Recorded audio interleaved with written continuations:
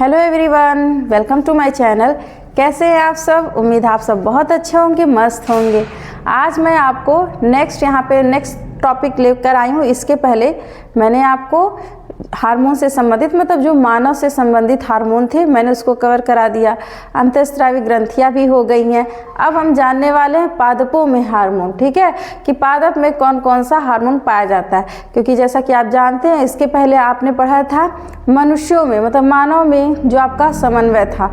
अब पादप में कैसे समन्वय होता है पहले उसको जानेंगे, फिर उसके बाद जानेंगे हार्मोन्स क्या हैं, पादप हार्मोन्स क्या हैं, पादप हार्मोन्स के कितने प्रकार होते हैं, कौन यहाँ पे वृद्धि रोधक है, कौन यहाँ पे वृद्धि प्रवर्धक है। तो आइए जानते हैं, शुरू करते हैं सेशन को।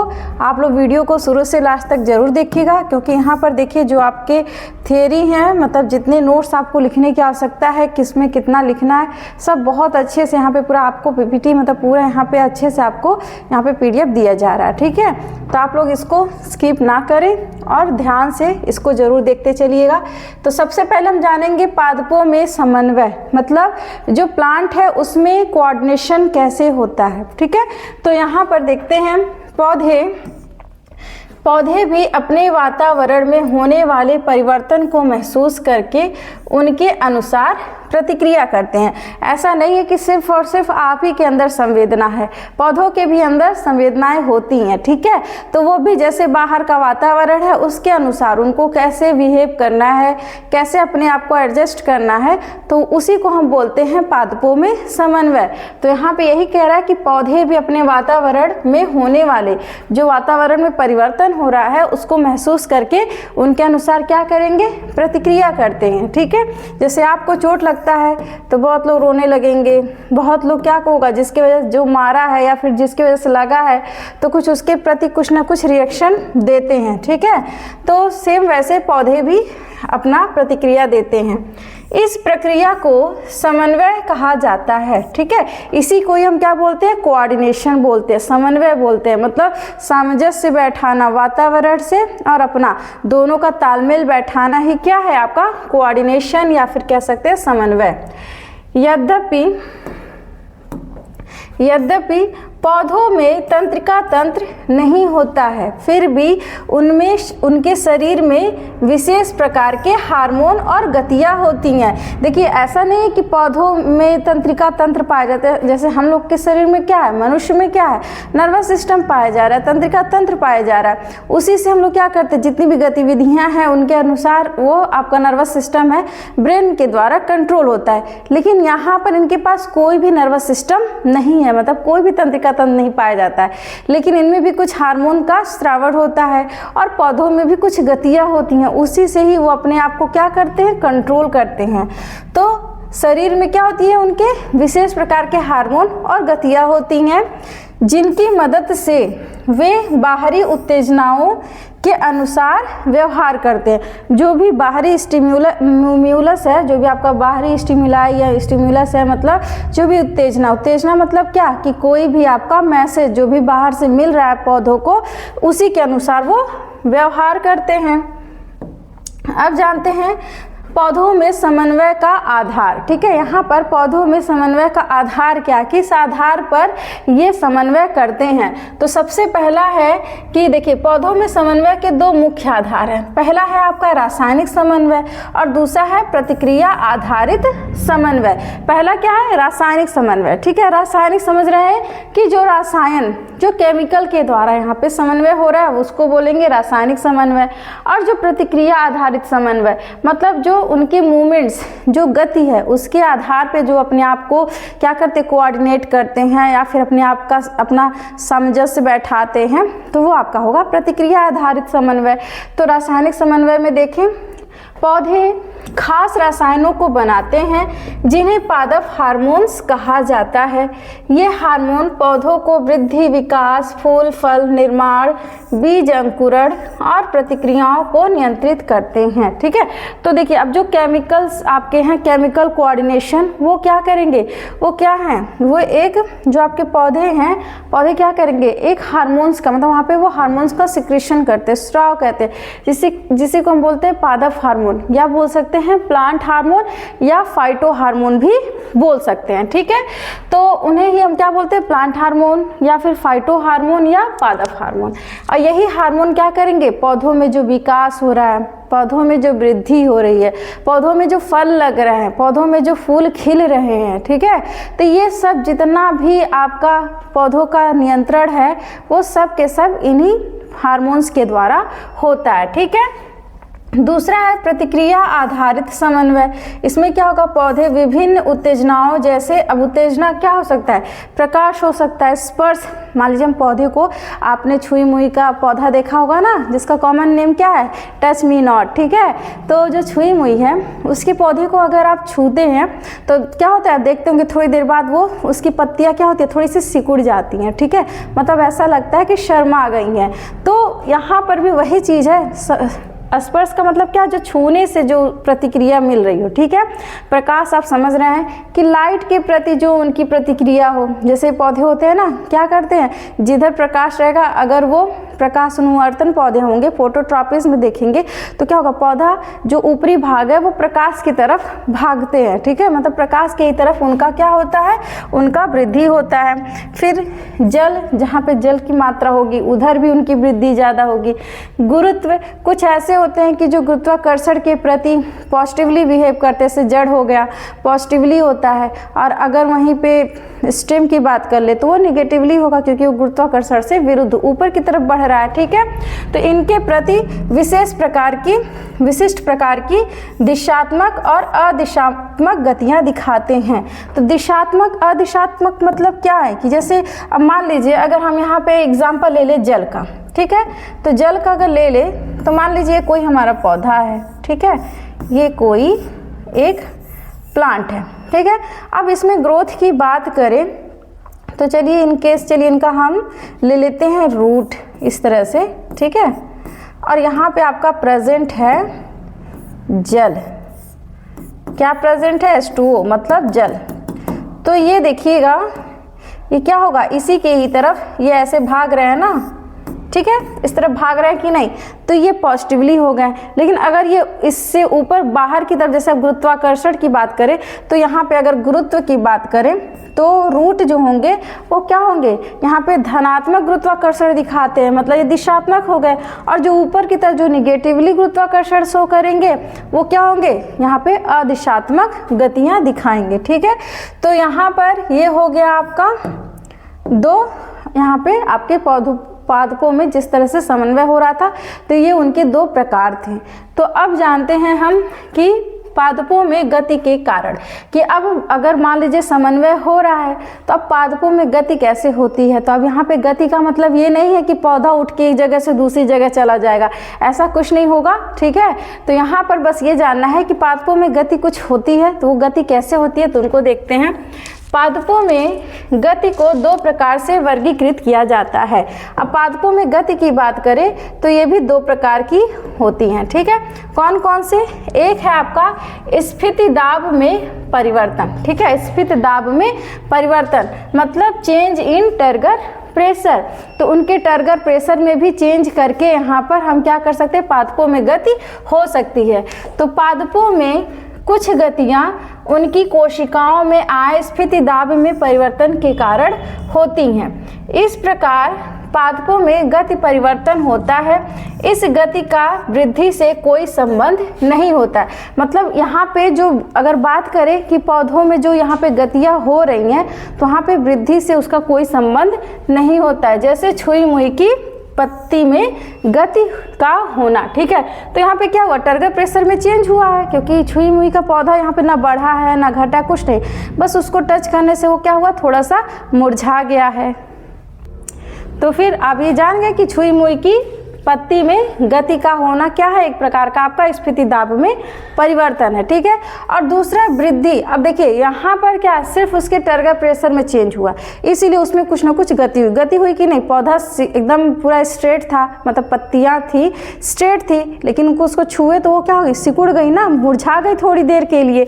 तो वहाँ पे कुछ ना कुछ उनके शेप में परिवर्तन हुआ ना, तो वो गति हो गया क्या, स्फीति दाब में परिवर्तन। लेकिन अगर ग्रोथ की बात करें तो यहाँ पे पौधों में वृद्धि की वजह से अब क्या है, यहाँ पे गति तो हो रही है, तो यहाँ पे क्या होगा, पादपों में कुछ गतियाँ वृद्धि के कारण होती हैं तथा इनमें वृद्धि की गति धीमी प्रकार से होती है, जो कि पादप में होने वाले असमान वृद्धि के कारण होती है, जैसे पौधों के तने का प्रकाश की ओर मुड़ना। ठीक है, जो वृद्धि होगी पादपों में वो तो धीरे धीरे होगी, लेकिन अगर बात कर ले कि जो असमान वृद्धि है, जैसे कि वो तेज होती है, जैसे अगर पौधा है कोई, तो प्रकाश की तरफ क्या होता है, जिधर प्रकाश दिखेगा उसी तरफ वो मुड़ जाता है, तो ये गति थोड़ी तेज होती है।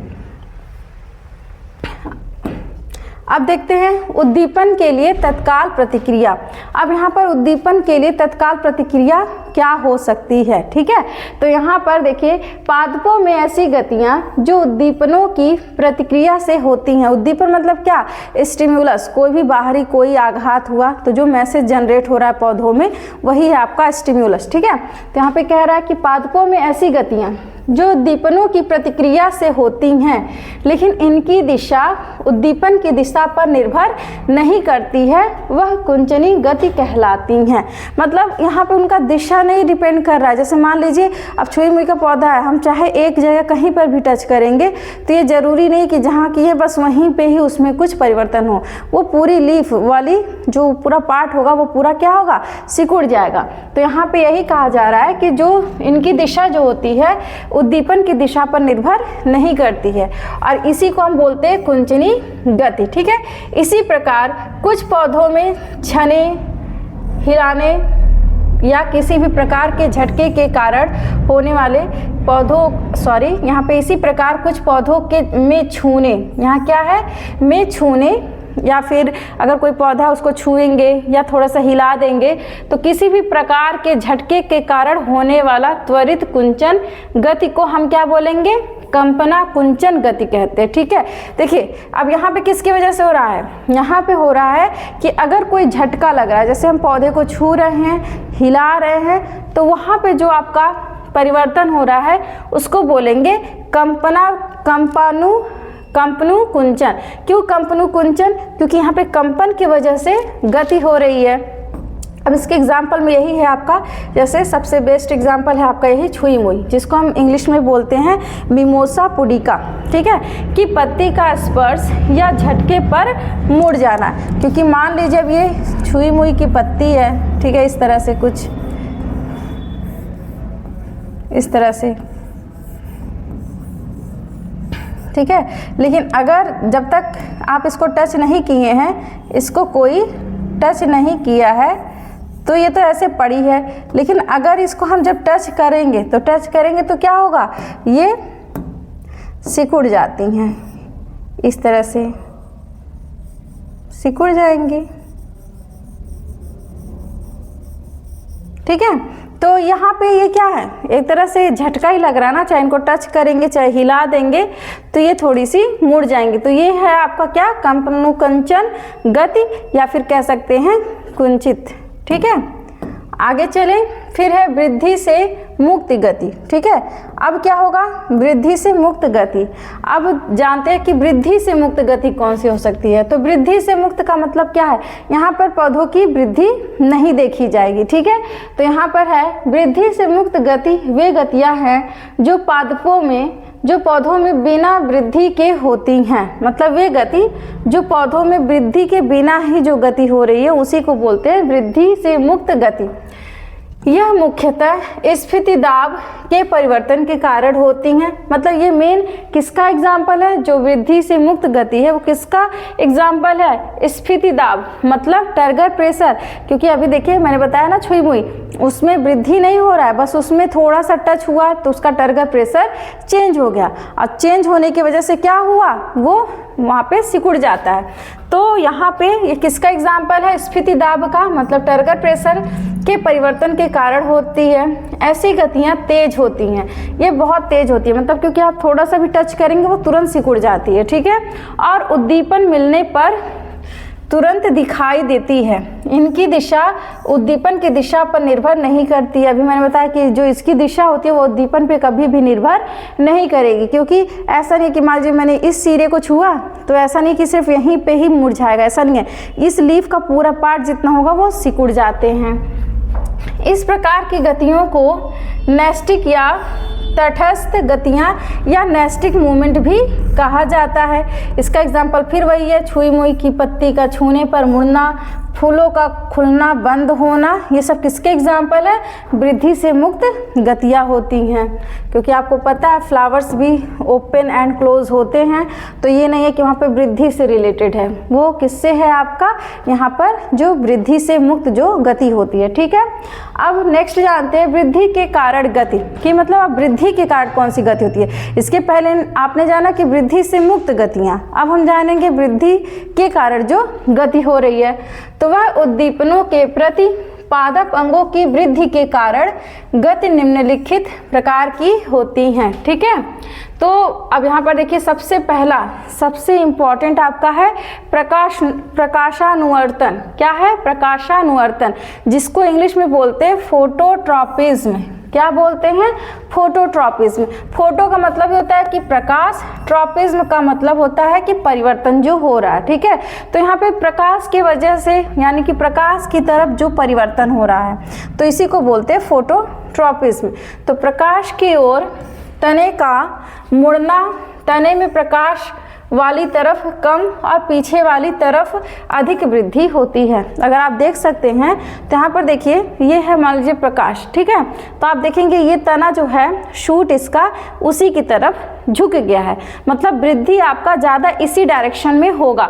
बाकी के जो इधर साइड में अगर निकले रहेंगे तो वो कम वृद्धि करेंगे देन इस प्रकाश की तरफ, जो इधर लाइट है वो पौधे उसी की तरफ मुड़ जाते हैं। तो इस तरह के क्रिया को हम बोलते हैं प्रकाशानुवर्तन या फोटोट्रॉपिज्म। ठीक है, दूसरा है आपका इसका एग्जाम्पल, दूसरा इसमें आ जाएगा गुरुत्वानुवर्तन, क्योंकि इसमें भी वृद्धि हुआ, गुरुत्वानुवर्तन में भी वृद्धि ही होती है।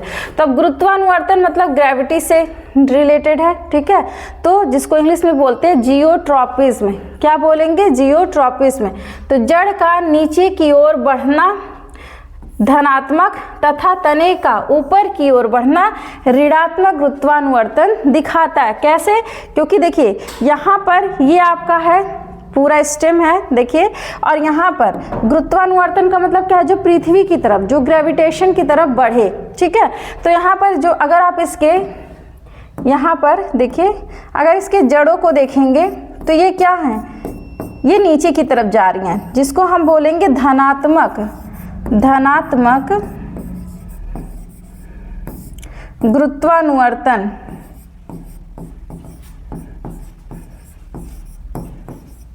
ठीक है, और जो इसके स्टेम है वो किधर बढ़ रहा है? स्टेम देखिए ये पृथ्वी के ऊपर मतलब अपोजिट जा रहे हैं, निगेटिवली जियोट्रॉपिक हैं, ये ऊपर की तरफ वृद्धि कर रहे हैं। ठीक है, तो ये क्या है? ये दिखाएंगे ऋणात्मक गुरुत्वानुवर्तन। तो ये हो गया गुरुत्वानुवर्तन का एग्जाम्पल। अब तीसरा जानेंगे रसायनुवर्तन। ठीक है, क्या जानेंगे?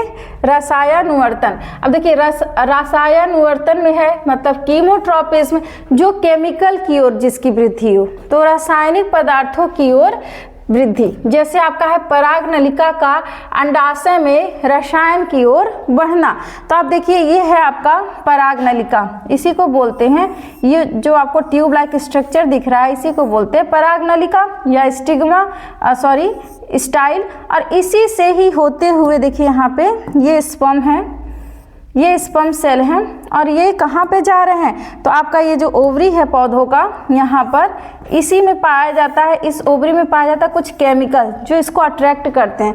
तो इसका मूवमेंट किधर हो रहा है? इस ओवरी की तरफ। तो यही है कि पराग नलिका का अंडाशय में रसायनों की ओर बढ़ना। ये ओवरी है और इसी में कुछ केमिकल्स पाए जाते हैं और ये इसी की वजह से इधर की तरफ क्या होता है? बढ़ते चला जाता है और इसका होता है फर्टिलाइजेशन। ठीक है, चौथा है आपका जलानुवर्तन, जिसको बोलते हैं हाइड्रोट्रॉपिज्म। अब देखिए जलानुवर्तन मतलब जल से रिलेटेड है, हाइड्रो मतलब क्या, जल। अब जो जल की ओर वृद्धि हो, तो यहाँ पर देखिए यहाँ पे प्रेजेंट है वाटर, ये है H2O, ये क्या है H2O मतलब वाटर। अब देखिए जो जड़ें हैं ये इसी की तरफ, देखिए जिधर जड़ इधर जल है इधर नहीं है, तो देखिए इधर कम ग्रोथ की है, लेकिन जिधर जल है वो उसकी तलाश में देखिए कहाँ कितनी दूर तक ये जड़ों की वृद्धि हो गई है। ठीक है, तो इस तरह के परिवर्तन को बोलते हैं जलानुवर्तन, या इस तरह की वृद्धि को क्या बोलेंगे, जलानुवर्तन।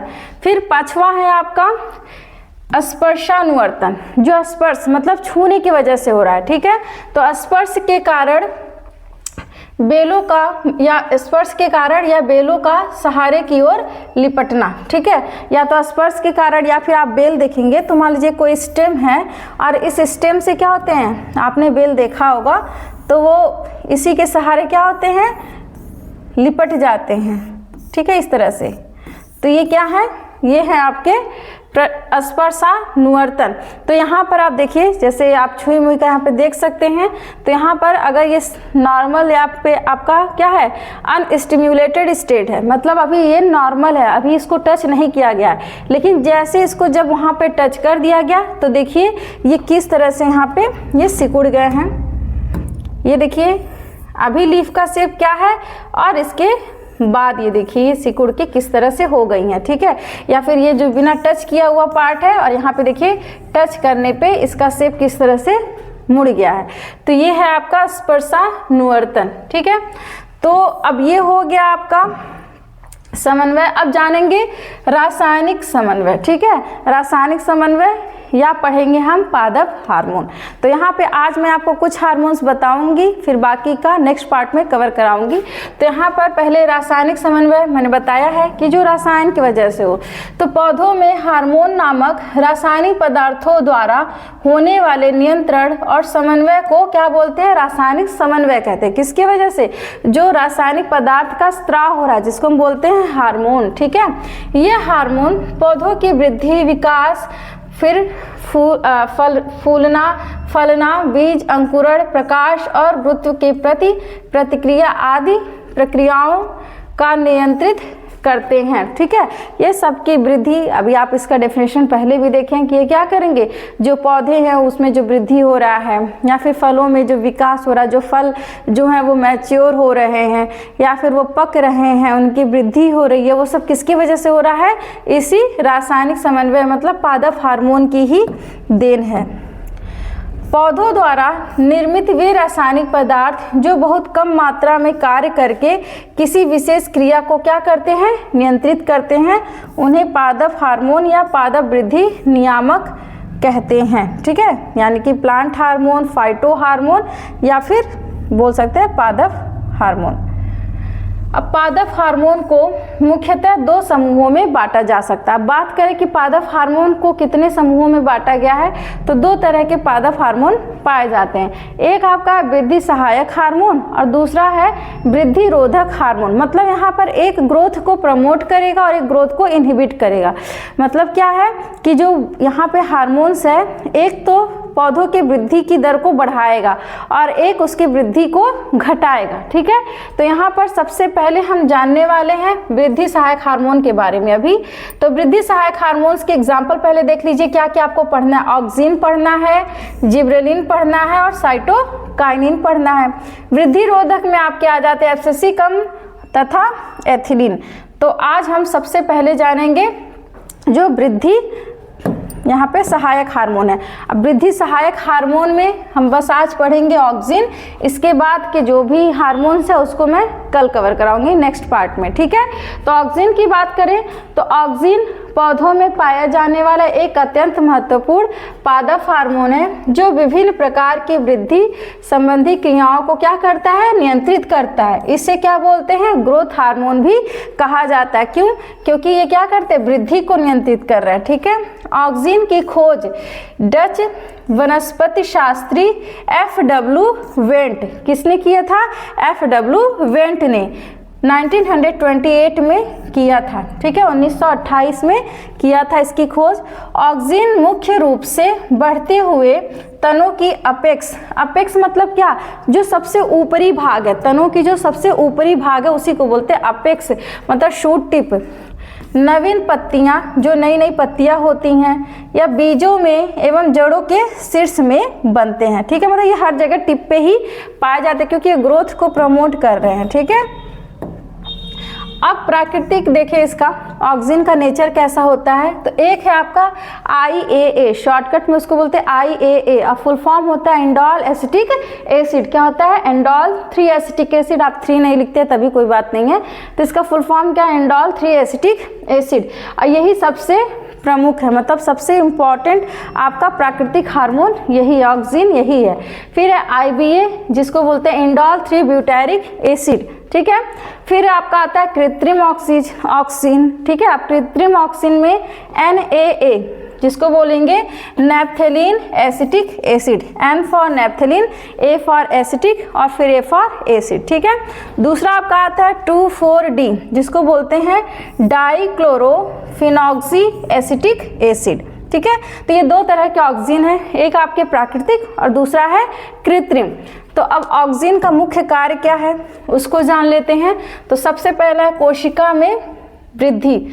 तो ऑक्सीजन कोशिकाएं लंबी करता है, जिससे तना बढ़ता है, या कोशिका भित्ति को ढीला कर देता है ताकि वह फैल सके, ठीक है। दूसरा है एपिकल प्रभुत्व, मतलब शीर्ष कली अधिक ऑक्सीजन बनाती है, जिससे नीचे की पार्श्व कलियां बढ़ नहीं पाती। जब शीर्ष कली काट दी जाती है तो पार्श्व कलियां बढ़ने लगती हैं, ठीक है।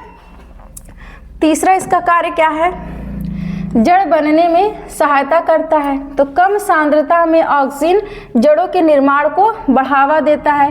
कटिंग से पौधे तैयार करने में NaA या IBA प्रयोग होता है, ठीक है, और इन सबों का मैंने फुल फॉर्म आपको लिखवा दिया है। चौथा फोटोट्रॉपिज्म। फोटोट्रॉपिज्म मतलब अभी आपने पढ़ा है कि जो प्रकाश की ओर मुड़ेंगे तो वहाँ भी ऑक्सीजन ही है, ठीक है। तो प्रकाश की दिशा की ओर तने का मुड़ना ऑक्सीजन के असमान वितरण के कारण होता है। छायादार दिशा में अधिक ऑक्सीजन जमा होकर कोशिकाओं को क्या करेगा, लंबा कर देता है। पांचवा इसका कार्य क्या है, ग्रेविट्रॉपिज्म, मतलब गुरुत्वाकर्षण की दिशा में जड़ों का मुड़ना भी ऑक्सीजन का ही परिणाम है। फलन में सहायता, परागकण के बाद फल बनने में ऑक्सीजन मदद करता है। बीजहीन फल, जिसको हम बोलते हैं अनिषेक फल या फिर आप कह सकते हैं पार्थेनोकार्पिक, ठीक है, बनाने में 2,4-D का उपयोग किया जाता है। आप पता है जैसे आपने केला खाया होगा वो इसी की वजह से पॉसिबल है। वो क्या होते हैं, बीजहीन तो पौधे हैं, मतलब फ्रूट है। पत्ती और फल झड़ने को रोकना, तो ऑक्सीजन पत्ती व फल गिरने को क्या करता है, रोकता है, ठीक है।